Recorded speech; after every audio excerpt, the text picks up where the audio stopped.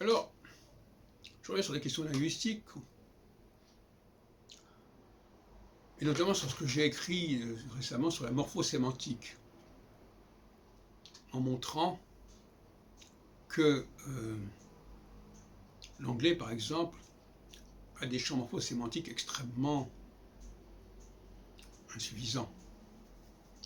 Alors, il y a deux niveaux de morphosémantique. Enfin, il y a la morphosémantique proprement dite, il y a des mots qui se ressemblent et qui veulent dire la même chose, plus ou moins. Il y a un champ morphosémantique qui est constitué d'éléments, de racines, qui peuvent avoir des dérivés, des dérivations, des déclinaisons, des conjugaisons, etc., mais qui restent dans un même champ. Et puis, il y a des langues comme l'anglais, où, dans un même champ, on rencontre des mots qui n'ont rien à voir, qui ne se ressemblent pas du tout. Bon, on ne va pas donner d'exemples comme ça, j'en ai donné 36 fois, mais le champ morphosémantique, à ce moment-là, il est compensé par ce que j'appelle la synonymie.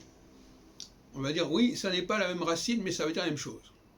Et ça, c'est déjà un phénomène de décadence. Si je dis à quelqu'un, ah oui, ces deux objets sont différents, mais ils ont la même signification. Vous voyez ce que je veux dire? Un homme et une femme, c'est différent, mais c'est pareil. Eh bien, ça, c'est la conséquence d'une morphosémantique qui a dégénéré. Et puis, il y a un autre aspect qui est intéressant aussi, c'est la question de la suffixation, qui d'ailleurs renvoie aussi à la rime, à la poésie rimée. C'est-à-dire que des mots qui se terminent de la même manière vont ensemble, alors que sur le plan sémantique, ils n'ont rien à voir. C'est là qu'il y a une sorte de problème. Est-ce qu'on peut considérer que deux mots qui riment font partie d'un même champ morphosémantique? Ils font partie d'un même champ suffixal, si on peut dire, c'est-à-dire qui se terminent par les mêmes lettres, par exemple nature, culture.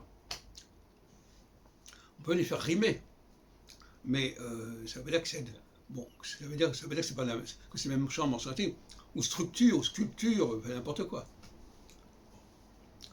Donc là, nous avons un autre champ qui est également de la morphologie, mais qui n'a pas de véritable vocation sémantique commune, même si on considère que des mots, et ça c'est une grande question qu'on peut poser, est-ce que des mots qui se terminent de la même manière ont des points communs?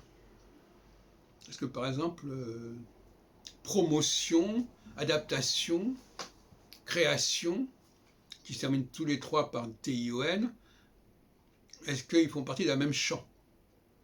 Alors, on va les retrouver effectivement dans une même chanson, c'est le cas de dire, mais est-ce qu'ils font partie d'un même champ?